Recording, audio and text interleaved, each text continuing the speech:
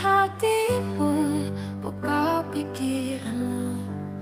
Tuhan hadir berbicara. Shalom, senang berjumpa kembali dengan Bapak Ibu Saudara di channel Getsemani Ministry, tempat di mana kita akan menemukan kebenaran firman Tuhan lewat penggalian khotbah secara ekspositori. Hari ini di dalam Minggu 3 Agustus 2025 kita akan membahas yang menjadi Evangelium. Sebelumnya kita berdoa. Ya Allah Bapa kami yang Maha Kudus, kami bersyukur atas kasih dan anugerah-Mu yang memungkinkan kami berkumpul untuk merenungkan firman-Mu. Bukalah hati dan pikiran kami lewat Roh Kudus, agar kami dapat memahami dan menghidupi kebenaran-Mu. Dalam Kristus Yesus kami berdoa. Amin. Firman Tuhan diambil dari Kolose pasal 3 ayat 5-11. Karena itu, matikanlah dalam dirimu segala sesuatu yang duniawi, yaitu percabulan, kenajisan, hawa nafsu, nafsu jahat, dan juga keserakahan yang sama dengan penyembahan berhala. Semuanya itu mendatangkan murka Allah atas orang-orang durhaka. Dahulu kamu juga melakukan hal-hal itu ketika kamu hidup di dalamnya. Tetapi sekarang, buanglah semuanya ini, yaitu marah, geram, kejahatan, fitnah, dan kata-kata kotor yang keluar dari mulutmu. Jangan lagi kamu saling mendustai, karena kamu telah meninggalkan manusia lama serta kelakuannya, dan telah mengenakan manusia baru yang terus-menerus diperbaharui untuk memperoleh pengetahuan yang benar menurut gambal haliknya. Dalam hal ini, tiada lagi orang Yunani atau orang Yahudi, orang bersunat atau orang tak bersunat, orang barbar atau orang skit, budak atau orang merdeka, tetapi Kristus adalah semua dan di dalam segala sesuatu. Demikian firman Tuhan. Bapak Ibu Saudara yang kekasih, ada sebuah kisah nyata dari seorang kolektor tua yang menyimpan bangkai hewan langka di ruang bawah tanahnya karena alasan sentimental. Ia tahu itu busuk, penuh penyakit, tetapi ia enggan membuangnya karena dia menganggap bahwa bangkai hewan itu adalah sesuatu hal yang langka dan unik. Akhirnya seluruh rumahnya menjadi sarang lalat dan penyakit. Tapi Ibu Saudara, sesungguhnya banyak orang Kristen yang hidup hari ini, dia sudah menjadi ciptaan baru dalam Kristus, tetapi masih menyimpan bangkai dosa lama dalam hidupnya. Atau sama seperti seseorang yang sudah mandi, tetapi kemudian dia masih mengenakan pakaian yang sebelumnya, yang kotor, yang sudah dipakai sebelumnya. Rasul Paulus di dalam Kolose pasal yang ketiga ini berbicara kepada orang-orang Kristen yang telah dibangkitkan bersama Kristus. Itu bisa kita baca di ayat yang pertama dalam Kolose yang ketiga ini. Tetapi masih harus belajar untuk mematikan dosa, menanggalkan hidup lama, dan mengenakan manusia baru. Hidup baru tidak dimulai dengan membaik secara moral, tetapi dengan membunuh sisa-sisa kematian di dalam diri. Yang pertama kita lihat di dalam teks ini ayat 5 sampai dengan yang ke-7, yaitu matikanlah dosa-dosa yang mengikat kita. Dikatakan di sana, karena itu matikanlah dalam dirimu segala sesuatu yang duniawi. Apa itu? Percabulan, kenajisan, hawa nafsu, nafsu jahat, dan keserakahan. Yang sama itu dengan penyembahan berhala. Semuanya itu mendatangkan murka Allah. Dahulu juga kamu juga melakukan hal-hal itu ketika kamu hidup di dalamnya. Kita perhatikan teks ini, Paulus tidak memberikan pilihan yang lembut. Ia berkata, matikanlah. Dalam bahasa Yunani, kata nekrosate dari akar kata yang artinya benar-benar membuat sesuatu tidak memiliki nyawa. Jadi hidup Kristen yang sejati bukan sekedar menghindari dosa, tetapi mematikan dosa itu di dalam diri kita.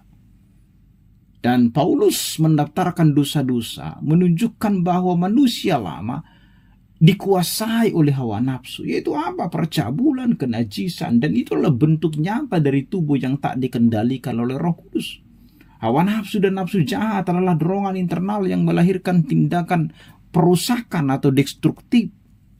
Keserakahan yang sering dianggap dosa kecil tapi justru disebut sebagai penyembahan berhala. Kenapa? Karena ia menggantikan Tuhan sebagai pusat dan hasrat dan harapan daripada hidup manusia.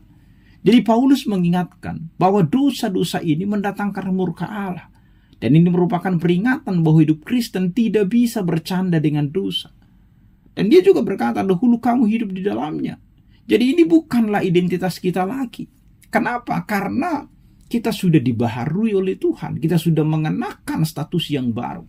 Karena itu memelihara dosa sama seperti menghidupkan kembali hidup yang lama yang sudah kita kubur bersama dengan Kristus, yang sudah kita belakangi, yang sudah kita tinggalkan, tetapi kemudian kita kenakan lagi. Menariknya Paulus menyamakan keserakahan itu dengan penyembahan berhala. Di zaman sekarang keserakahan bisa muncul dalam keinginan kita untuk mengejar misalnya likes di media sosial, menumpuk harta atau mengejar status demi pengakuan daripada dunia. Dosa-dosa ini bukan hanya soal perilaku, tetapi juga soal hati yang menjauh dari Allah. Jadi kita bisa membayangkan bagaimana seseorang yang scroll media sosial tanpa henti, menonton konten yang merusak pikiran atau mengejar karir sampai kita lupa keluarga dan Tuhan. Itu adalah berhala modern yang harus kita matikan, dosa yang harus kita matikan di dalam diri kita. Maka Paulus mengingatkan bahwa dosa-dosa ini mendatangkan murka Allah dan kita pernah hidup di dalamnya sebelum mengenal Kristus. Namun kabar baiknya adalah kita tidak lagi terikat oleh dosa itu. Tetapi orang yang belum bertobat masih hidup terus di dalam dosa itu, maka sulit bagi dia untuk kemudian lepas dari sana tanpa pertolongan daripada Kristus. Oleh karena itu pertanyaan bagi kita saat ini adalah, apa berhala dalam hidupmu sekarang? Apakah itu ponselmu, ambisimu, atau sesuatu yang mencuri fokusmu dari Tuhan? Apa itu? Kita tahu masing-masing. Jadi mari kita ambil langkah konkret untuk mematikan dosa itu di dalam diri kita. Ya, banyak cara yang harus kita lakukan. Yang kedua, ayat 8 sampai dengan ayat 9a, tanggalkanlah kebiasaan lama yang merusak. Dikatakan di sana, tetapi sekarang buanglah semuanya itu. Apa itu? Kemarahan, kegeraman, kejahatan, fitnah, dan perkataan kotor dari mulutmu. Janganlah kamu saling mendustai. Kalau kita perhatikan tadi ayat 5 sampai dengan ayat yang ke-7, itu fokusnya adalah dosa pribadi. Maka ayat 8 sampai 9 mengarahkan sorotan pada dosa sosial yang menghancurkan hubungan dan mencemari komunitas iman. Perhatikanlah, daftar dosa yang disebut itu marah dan geram, sesuatu yang meledak dari hati yang tidak diatur oleh kasih. Kejahatan dan fitnah menunjukkan bahwa dosa tidak hanya menghancurkan pelakunya tetapi juga korbannya. Kata-kata kotor mempermalukan, mencemari dan meracuni percakapan. Inilah dosa-dosa yang seringkali muncul dalam hubungan kita dengan orang lain. Di dunia yang penuh dengan komentar negatif di media sosial, cancel culture, dan konflik sehari-hari, pembulian, maka kata-kata kita bisa menjadi senjata yang menyakiti atau berkat yang membangun bagi orang lain. Maka Paulus memerintahkan, buanglah semuanya itu. Kata ini dalam bahasa Yunani menggambarkan tindakan melepaskan pakaian kotor. Ini bukan hanya soal perubahan perilakunya dari yang dulu jahat menjadi baik, tetapi yang penting di sini adalah identitasnya. Bahwa orang Kristen tidak lagi memakai pakaian lama yang penuh dengan kebusukan dan dosa itu. Maka sekarang pikirkan tentang bagaimana kita berkomunikasi di media-media sosial kita dan di dunia nyata. Apakah kita mudah marah saat seseorang tidak setuju dengan kita? Apakah kita menyebarkan gosip atau berbicara dengan kata-kata yang tidak membangun?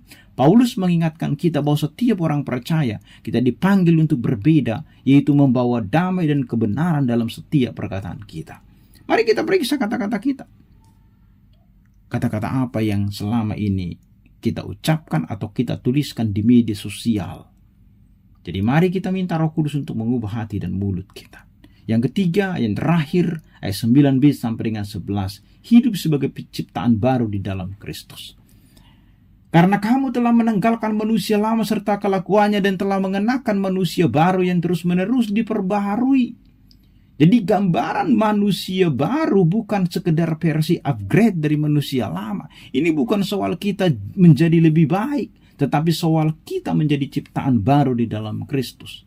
Paulus menggambarkan proses ini dalam dua gerakan, yaitu pakaian yang baru dikenakan. Tindakan ini menggambarkan identitas baru yang dikaruniakan, bukan diusahakan. Kita mengenakan Kristus bukan hasil usaha kita sendiri.